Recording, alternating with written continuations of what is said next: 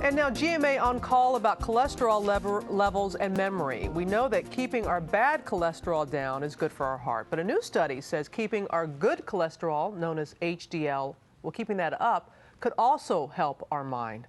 Our medical editor, Dr. Tim Johnson, joins us from Boston with a look at the study and some tips on how to raise your good cholesterol. Good to see you, Tim. So what does this study tell us?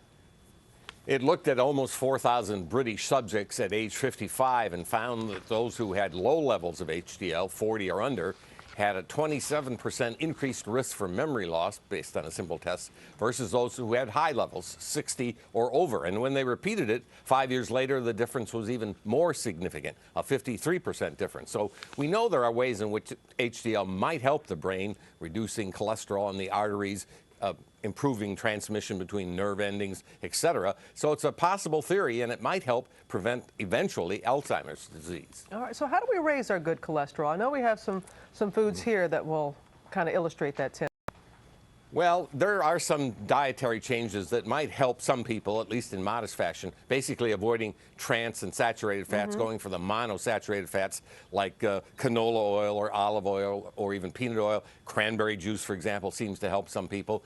Probably even more important than these dietary changes, for sure, are stopping smoking and losing weight, and even modest amounts of alcohol. And the single most important lifestyle change is regular exercise. And some studies suggest that the duration of the exercise, in this case at least, may be even more important than the intensity. Finally, Robin, I do want to point out that there are many people already taking statin drugs to lower the bad cholesterol, the LDL, and those drugs in some people will produce modest increases in HDL also. All right, good. Thank you so much, Tim, for that insight.